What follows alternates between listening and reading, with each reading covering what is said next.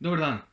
Velikokrat dobim vprašanje, kjer prehranski dodatek oziroma kje prehranske dodatke bi jaz priporočal čisto vsakmu posamezniku. Zato sem se odločil, da bomo danes naredili vlog na to temo. Se pravi, kje prehranske dodatke bi jaz priporočal skoraj vsakmu posamezniku, če ima kakor toliko bolj aktiven fizični life oziroma pač iz fizičnega vidika ali pa tudi iz psihičnega naprezanja. Ker na začetku, da ne bo prišlo do kakih ekstrapolacij ali pa česarkoli, je potrebno omeniti, da če ima zdaj nek posameznik neko uravnoteženo prehrano, da je rečemo 90% različnih živil, da ni v kalorijskem presežku ali pa v kalorijskem deficitu, da nima zdaj nekih ekstremnih oziroma da nima ful bolj fizično aktivnega lifea od nekega povprečja oziroma fizično neaktivnega lifea, isto iz vidika pač psihe. Pol načeloma, tudi glede na to, da je res, da je prehrana mogoče malo bolj osiromašena, glede na, pač, ne vem, če bi primerjali 100 gramov jabolk od zdaj pa 50 let nazaj, zaradi tega, ker pač je itak zemlja malo bolj osiromašena kot prej, ker jo pač toliko obdelujemo. Mislim, da lahko še vseeno, če imamo neko uravnotežen life, brez kakršnega koli prehranskega dodatka pač prijemo skozi, pa je čisto vse optimalno. Mogoče enega, ko ga bom omenil pol v nadaljevanju, bi ga jaz v vsakem primeru skoraj dodajal, ampak tudi mislim, da tega ni treba. Se pravi, ni nujno dodajati nobenega prehranskega dodatka, ko ga bom zdaj omenil, govorili bomo pa samo o tem, kjer imajo potencial, da bi lahko jih priporočil večini populacije, oziroma pač kar iz prakse vidim, pač da ponavadi lahko priporočam. Pa še to, oziroma verjetno najbolj je iz vidika prehrane, treninga, pač karkoli delamo, pomembna individualizacija. Pač še posebej iz vidika prehrane, tudi če gledamo raziskave o prehrani, je zelo težko določiti neko optimalne nivoje, optimalno hrano za večino populacije, zaradi tega, ker smo si pač tako različni. Teda, ko se spuščamo v to, oziroma pač v optimizacijo naših hranil, optimizacijo kalorijskega vnosa, je pač potrebno gledati individualno na vsakega posameznika, zdaj različni spoli, različne preference, različna absorpcija hranil, genetika, pač veliko različnih vplivov, okolje vpliva, vse. Tako da pač individualizacija je verjetno najpomembnejša stvar iz vidika prehrane. Ok, to sta bila zdaj taka dva mala disclaimerja, kakorkoli bi temu rekli, zdaj pa gremo na vlog. Zdaj na začetku bom podal samo svoje mnenje oziroma hipotezo, kakorkoli pač bi temu lahko rekli, zakaj bi jaz priporočal tete 5 prehranskih dodatkov verjetno večini populacije lahko. Velikokrat se omenja to, kar sem že rekel prej, se pravi, da je hrana v današnjem času, zdaj če pogledamo, tako sem prej rekel, jabolko ali pa kakršnokoli sadje, zelenjavo, karkoli, bila bolj hranilna na 100 gramov 30 ali pa 40 let nazaj. To je zdaj sicer načeloma res, saj kakor sem jaz videl iz raziskav, predvsem zaradi tega, ker pač je gostota mineralov oziroma pač zdravje zemlje, kakorkoli pač se temu reče, upada skozi leta in to je pač zaradi tega, ker pač tako močno izkoriščamo zemljo, zato ker je demand toliko večji, ker pač populacija toliko raste. Ampak še vseeno, jaz sem mnenja, da ta kvaliteta oziroma gostota hranil na 100 gramov hrane ni padla zdaj toliko, da bi pa mogli mi zaužiti 1000 kalorij na dan več. Sam zaradi tega, ker je pa ta jabolka danes malo slabša od jabolke, ko je bila 40 let nazaj. Tako da to ne bo del moje hipoteze. Bolj se mi zdi, da je sam problem v postavljenih smernicah oziroma pač v RDA-jih, glede pač koliko hranil moramo mi zaužiti glede na našo kilažo, ker se pač enostavno to ne gre drugače, kot pa da posplošuješ glede na populacijo. Eden izmed najboljših primerov, ko ga lahko dam, je na primer BMI. BMI je iz vidika, če gledamo iz vidika pač populacije, ne vem, da imamo več kot 10 000 ljudi ali pa neki, dobra mera, zaradi tega, ker v tisto povprečje kar lepo zadanemo mi pač dejansko, kako izgleda populacija iz vidika razmerja med mišično maso pa med maščobno maso, ampak če gledamo pa iz vidika ene osebe, je pa da pogledamo na eni osebi BMI, je pa ponavadi zelo, zelo groba oziroma zelo slaba ocena, po mojem mnenju. In tako so naprimer tudi RDA standardi, tako je naprimer RDA standard najbolj znan za mene, je za beljakovine. RDA standard za beljakovine, to se velikokrat obesijo na njega pač vegani ali pa vegetarijanci, ko rečejo, ja, se lahko zaužije samo 0,7 grama oziroma 0,9 grama, ne vem koliko točno je, beljakovin, se pravi grama na kilogram telesne mase, da boš pač lahko čisto normalno pač živo pa to, pa boš normalno funkcioniral in zato to lahko dosežemo z rastlinsko prehrano, brez da bi pač mogli neke kalorije filati v sebe. Ja, če ti je cilj, da pač ohranjaš svoje osnovne življenjske funkcije. Se pravi, da lahko greš na šiht, da si kolikor toliko sposoben na šihtu, da lahko doma kaj narediš, mogoče na vrtu kaj več narediš, pa pač da ležiš, pa si mentalno kolikor toliko sposoben. To je RDA standard za beljakovine. Kakor pa ti hočeš 2 do 3 krat na teden trenirati malo neki, hočeš mogoče zgubiti maščobno maso, pa povečati mišično maso, hočeš biti mentalno malo bolj sposoben od povprečja, tam pa RDA standard ne pride več v poštev, oziroma vsaj ne tako je. Se pravi, RDA standardi so pač po mojem mnenju za večino mikro in makrohranil, tako je naprimer za omega-3, ko bomo tudi pol v nadaljevanju nekaj povedali, so pač premale meje so postavljene, no? Da bi zdaj, razen če hočemo pač ohraniti samo naše življenjske funkcije in pol se pač ljudje preveč na to osredotočamo in rečemo, ja, ok, itak ne rabimo prehranskih dodatkov, tudi če smo fizično malo bolj aktivni. Pol je pa naslednja stvar denar, oziroma pač finance. Zdaj, če hočemo mi, pač tule je najboljši primer, če dam omega-3 maščobne kisline. Zdaj načeloma se promovira povsod, kjer jaz vidim, da je dosti, če dvakrat do trikrat oziroma enkrat do dvakrat celo na teden jemo malo bolj mastne ribe, tako je naprimer losos ali pa sardele, in da bomo s tem pokrili za celoten teden, če gledamo iz vidika pač celotnega tedna, bomo pokrili standarde za vnos omega-3 maščobnih kislin. Kar po mojem mnenju spet pa po mnenju celotne Azije, zato bom tudi Azijo uporabil, ker se mi zdi, da oni imajo malo bolj te smernice urejene, ker pač Azija je v tem primeru po mojem mnenju malo bolj razvita in oni priporočajo od 1000 do 1500 mg na dan EPA maščobne kisline, pa tam od 500 do 1000 oziroma od 500 do 750 mg DHA maščobne kisline. In zdaj, če gledamo, koliko je to, rečemo, da je to na grobo 2000 mg, se pravi 2 grama omega-3 maščobnih kislin skup. Je res, da to dobiš iz 150, se mi zdi, ali 100 gramov lososa, ampak, če gledamo to iz tedenskega vidika, je to 14000 mg oziroma 14 gramov omega-3 maščobnih kislin. Zdaj mi pa pokaži enega, ko zaužije v 2 obrokih toliko omega-3 maščobne kisline. Če jih, je super, sam pač boš jedel 350 do 500 gramov na porcijo, če boš jedel dvakrat na teden. Teda pač to je potrebno paziti in to je še ena taka stvar v moji hipotezi, oziroma kakorkoli bi temu rekel, da bi lahko pač omega-3 uporabili kot prehranski dodatek, ker pač je enostavno bolj poceni, ko pa če se zdaj osredotočamo na res kvalitetno ribo, oziroma na res kvalitetne ribe, pa da bi jih jedli vsak dan. In iz finančnega vidika mislim, da malo boljš. Tudi ena nova študija, ko sem jo prebral, se bo zdaj tule gr slika pokazala, je v bistvu pokazala, da 900 mg EPA maščobne kisline, pa 260 mg se mi zdi DHA maščobne kisline na dan v roku 26 tednov je izboljšala signifikantno kognitivne funkcije pri posameznikih. Primerjali so tudi skupino pač placebo, pa skupino, ki je imela pa glih obratno razmerje, se pravi 900 DHA, pa 360 ali nekaj takega EPA, in se je pač pokazala signifikantna razlika med tem dvema skupinama. To pomeni, da za kognitivne funkcije je EPA verjetno malo bolj pomembna. Se pravi, to je glih tam nekaj, tako sem rekel, 100 do 150 gramov lososa na dan. Zdaj, če si to lahko privoščimo, je super, ker je še po mojem mnenju še vedno najbolj dobiti iz naravnih virov omega-3 maščobne kisline, ko pa kot skozi dodatek, ampak če pač ne gre finančno skozi, mislim, da je omega-3 zelo dober dodatek, ki ga lahko pač damo v svojo prehrano. Ok, zdaj pa še čist na grobo definiral, kakim posameznikom bi jaz priporočal, oziroma o kakih posameznikih bomo danes govorili, ko bi jim jaz priporočal teh 5 dodatkov, zaradi tega, ker še vsem, tako sem prej rekel, že pomembna je individualizacija in bo že v tretji skupini, ko mi zdaj definiral, ful variiralo, plus tega, da smo vsi tako ljudje pač čisto različni in ne morem zdaj kar reči, jaz pa vsakom priporočati te 5 dodatkov. Sam pač naredil bom neko definicijo, da bo malo lažje. Dajmo zdaj predpostaviti, da imamo na eni strani žensko, zdravo, na drugi strani moškega, zdravega, nekih srednjih let, recimo 30 do 35 let. Oba dva imata 4 do 6 treningov na teden, od tega so 2krat za moč, pa 2krat za kardiovaskularni sistem, oziroma 3krat za moč, pa 3krat za kardiovaskularni sistem, se pravi, rečemo nekaj pol-pol. Pa da oba je tako kar toliko raznoliko, se pravi, ko sem prej rekel, 80 do 90% različnih živil, da bi pač pojedla, ko jih lahko dobimo zdaj tule v Sloveniji, lokalno, kakorkoli. Bomo šli kar takoj na živilo, ko je v bistvu po mojem mnenju najbolj pomembno izmed teh, ko jih bom danes omenil, pa je dodatek, ki bi ga lahko priporočil verjetno 99% populacije. In to so omega-3 maščobne kisline.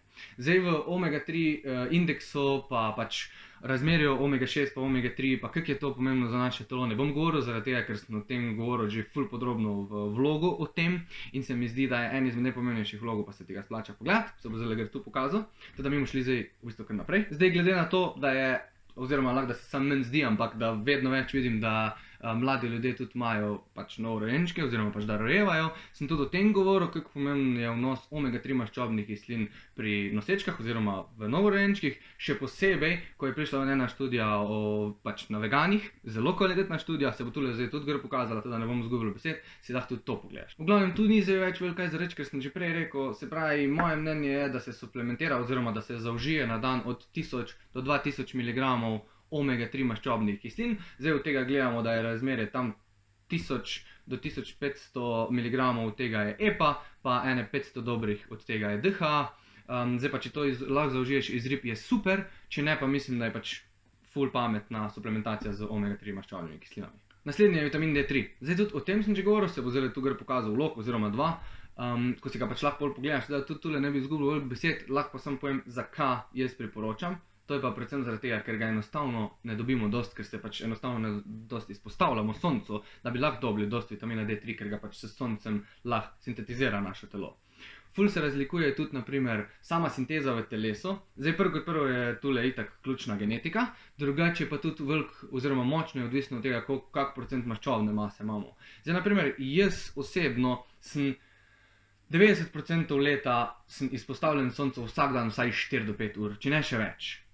Plus tega dodajam med poletjem 5000 enot vitamina D3, po zimi pa od 10 do 15 tisoč enot vitamina D3.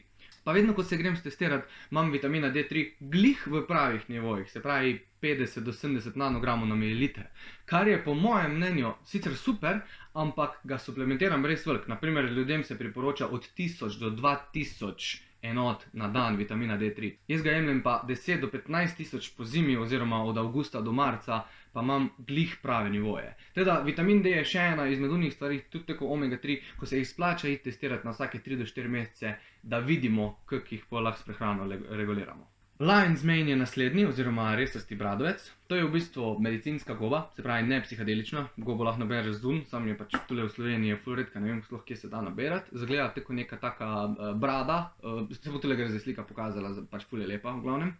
Zdaj pa ne samo zaradi tega, ker so raziskave pokazale, da poviša ravni brain-derived nootropic faktorja, se pravi rastnega faktorja za možgane oziroma za nevrone v možganih. Plus tega tudi vsebuje vse vitamine pa minerale, ko jih nasploh vsebujejo gobe, ko so pa itak pozitivni kot pač iz vidika mikrohranil. Zdaj osebno itak mislim tudi, da so fungi prišli iz vesolja oziroma da so prišli iz nekega kometa in so bili pač, ne vem kako se reče, ta teorija panspermija ali nekaj takega, zaradi tega, ker so res čist neka svoja oblika. Mislim, vse vedete, niso rastline, niso živali, so neki vmes. Mi je pa najbolj zanimivo to, da naprimer, če pogledamo naše telo oziroma pač naš sistem, mi mislim, da imamo 7 slojev, pač, ki nas ločujejo od okolja. Fungi imajo samo en sloj. In fungi oziroma nasploh pač gobe so narejeni na tak način, da tisti en sloj loči gobo med zunanjim okoljem pač pa notranjim okoljem. In notranje okolje mora biti zdravo. In tista ena selektivno prepustna membrana, ko jo imajo fungi, mora imeti zelo dober imunski sistem, oziroma kakorkoli se pač to pojmenuje, to pojma nimam. Zato so tudi po moje gobe iz vidika mikrohranil predvsem ful hranilne za našo pač telo oziroma celice. Zdaj, sam lion's mane velikokrat zasledimo predvsem v kombinaciji z psilocibinom, ki je pač psihadelična goba oziroma psihadelični element psihadeličnih gob, pa v kombinaciji z B3 vitaminom, to pa zaradi tega, ker naj bi povzročil neurogenezo. Zaenkrat se v raziskavah sicer to kaže samo na živalih, na ljudeh tega še načeloma ni bilo pokazanega. Zdaj je bila ena študija, ko je pokazala, da psilocibin lahko povzroča neurogenezo v prefrontalnem korteksu, se mi zdi, nisem čisto ziher, če najdem raziskave, bom tule delil, oziroma dal link v opisu za vsakega, ki ga pač to zanima. Ampak jaz bi lion's mane oziroma resasti bradovec povzročil predvsem starejši populaciji, tam od 45 let naprej, zaradi tega, ker tam se ponavadi kaže, da se začne upad kognitivnih funkcij. In lion's mane, to je pa bilo pokazano na ljudeh, lahko zaščiti pred Alzheimerjevo oziroma upočasni progresijo Alzheimerjeve bolezni, demence, bolezni, oziroma stanja, ki so povezana z kognitivnimi funkcijami, ko jih je pač več, in pa pokazalo se je, da lahko vpliva tudi na zdravje oziroma kvaliteto samih mielinskih ovojnic, s tem, ko začne pač itak skozi leta upadati. Če pa še koga zanima, pa naprimer fungi nasploh, predvsem turkey tail, lion's mane, reishi pa chaga, vsebuje ful imunoregulatorjev in se splača pogledati kako raziskavo. Naprimer, ena raziskava je bila, ko se spomnim, bom tudi delil v opis, če jo najdem, ko so delali raziskav v Ameriki. V celotni Ameriki so najdli samo 7 žensk, ko so imele eno obliko raka. Zdaj ne vem, kje točno, mislim, da na prsih. In so jim dali tudi biotargetirano kemoterapijo, ne vem, kako točno se to poimenuje. Pač ona kemoterapija, ko je točno za določeno stvar narejena, tako je naprimer spike protein zdaj nared sam za COVID virus, tako je bila tista kemoterapija narejena prav za to verzijo raka. In so samo pri 2 ženskah, se mi zdi, se je stanje izboljšalo signifikantno. Tisti 2 ženski sta pa v kombinaciji z kemoterapijo, poleg čisto normalnega protokola, imeli še turkey tail. Se pravi, ne vem, kako se pač sploh po slovensko imenuje ta goba. In je delovala na tak način, da je samo pomagala imunskemu sistemu višati nivoje belih krvničk in je verjetno, ni bilo mehanizma znanega, malo izboljšala samo delovanje kemoterapije oziroma malo izboljšala negativne učinke kemoterapije, ko pač tudi uničuje zdrave celice. Zdaj pač malo zanimivo, če koga zanima, ne mi piše, pa bom poslal študijo, drugače jo bom najdel. Pol naslednji je magnezij bisglicinat oziroma treonat. To je pa predvsem in samo iz vidika podpore spancu. Zdaj, tu ni toliko fora v samem magneziju, zaradi tega, ker magnezija načeloma, če smo prej tako rekli, da imata urejena prehrano, ga iz prehrane dobita dovolj. Tu je bolj fora, da je magnezij vezan na aminokislino. Zdaj, v primeru bisglicinata je vezan na glicin, ki se v nekaterih raziskavah kaže. Pač znano je, da glicin lahko prečka možgansko bariero. V nekaterih raziskavah se je pa pokazalo tudi, da niža aktivacijo centralnega živčnega sistema, predvsem simpatika. In to pomeni, da lahko, če ga vzamemo 20 do 30 minut pred spanjem, lahko pomirja centralni živčni sistem. Zdaj, jaz osebno ga jemljem vsak dan, od 1000 do 1500 mg pred spanjem. Ni zdaj nujno, da ga jemlješ, samo do zdaj, jaz moram reči iz prakse, 9 od 10 ljudi prvo kot prvo ne povzroča driske, zaradi tega, ker se absorbira počasi, ne tako citrat, ko pri 300 mg plus že povzroča drisko, ker ga pač imajo za odvajala tudi, ker tako fajn deluje na to. Drugo pa jaz enostavno iz svoje prakse, plus iz prakse, ko pač ljudem priporočam, do zdaj, tako sem rekel, 9 od 10 ljudi je prišlo nazaj z informacijo, da se je izboljšal spanc. Zdaj pa, itak je lahko placebo, zaradi tega, ker so nekaj v prehrani spremenili, lahko sta pa magnezij pa glicin, ker jim ga je pač v prehrani premanjkovalo. Tako da, magnezij vezan na aminokislino, se pravi glicinat oziroma treonat, bi jaz osebno priporočil lahko večini ljudi tudi kot dodatek za podporo spancu, zaradi tega, ker pač če podpremo spanc, bomo podprli čisto vse procese, ko se dogajajo v telesu. Tak čez dan, tak tudi čez noč.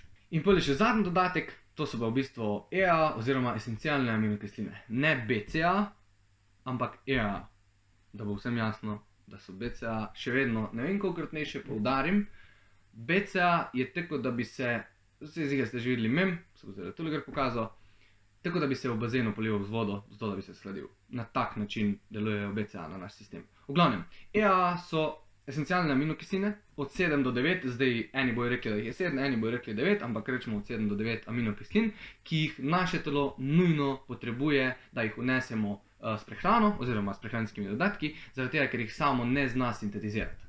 So pa gradniki dejansko vsega v telesu. So gradniki celic, so gradniki nevrotransmiterjev, so gradniki neuromodulatorjev, tako sta naprimer dopamin pa serotonin, so gradniki hormonov, pa še bi lahko našteval. Zdaj, na aminokisline oziroma predvsem na vnos beljakovin sicer se, ampak na vnos esencialnih aminokislin se veliko kdo oziroma skoraj noben ne osredotoča toliko, zaradi tega, ker so itak v vsaki hrani. Je res, da so v eni hrani malo bolj kvalitetne, naprimer živalski, pa v eni hrani malo manj kvalitetne, naprimer v rastlinski, ampak še vseeno, če znamo kombinirati rastlinska živila oziroma če jemo raznoliko prehrano, tudi s tem ne bomo imeli nekih velikih problemov. Je pa zanimivo, to je pa zdaj sicer praksa, kar mene še vedno malo preseneča. Do zdaj sem spisal že 110 plus planov prehrane, pa okoli 40 prehranskih svetovanj sem že imel, 30 do 40, tam nekaj. Pa moram reči, da pri več kot polovici ljudeh, tudi pri tistih, ko imajo kakor toliko urejen način prehrane, glede na njihove potrebe, na koncu ugotovimo, da imajo mogoče mal fore še z samo optimizacijo količine aminokislin, oziroma esencialnih aminokislin, ko jih zaužijejo čez dan. Zdaj, naše telo je ful dobro v tem, da shranjuje ogljikove hidrate. Naprimer, ogljikove hidrate shrani lahko v jetra, lahko jih shrani v mišice, lahko jih shrani v krvni obtok, sicer tam jih ne more greh shraniti, ampak v krvnem obtoku nekaj jih je, plus ta zadnja stvar je pa, da jih shranjujejo maščobe. Zdaj, za beljakovine pa naprimer se ni tako fajn optimiziralo.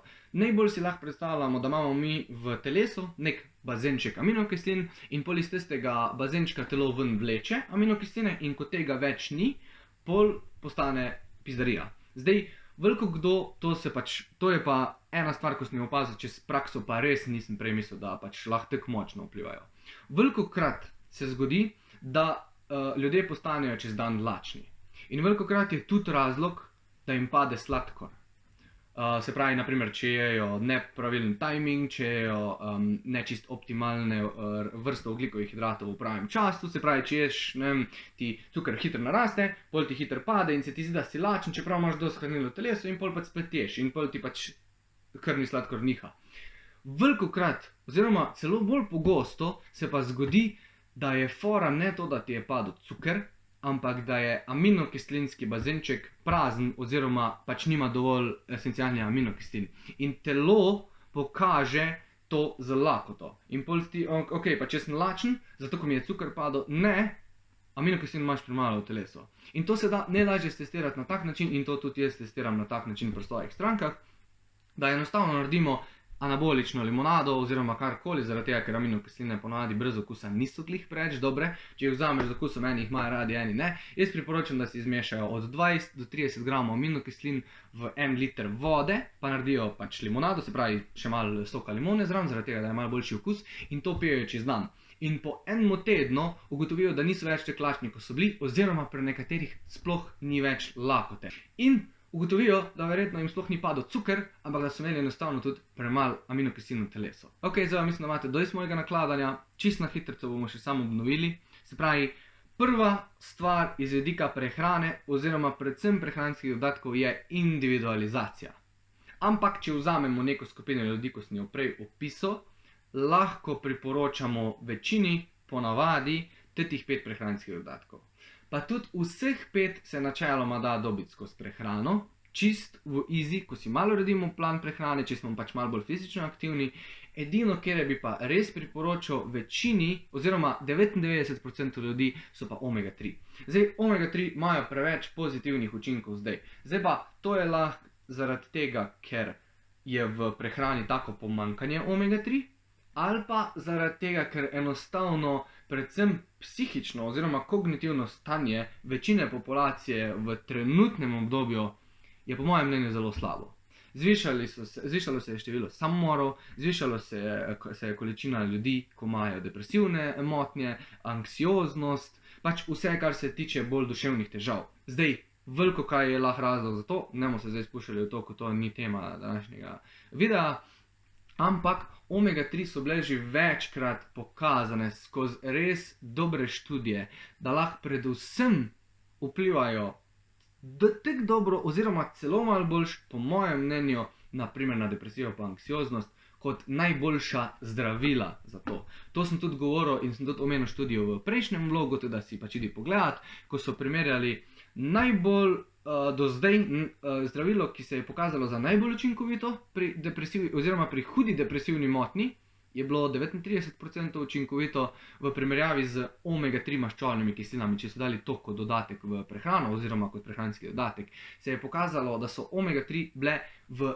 istem procentu učinkovite. Mislim, da je bilo celo 42%, kar ni taka velika razlika s tem, da omega 3 nimajo stranskih učinkov. Zdravila za depresijo pa imajo stranske učinke, zato sem rekel, da so po mojem mnenju bolj optimalna.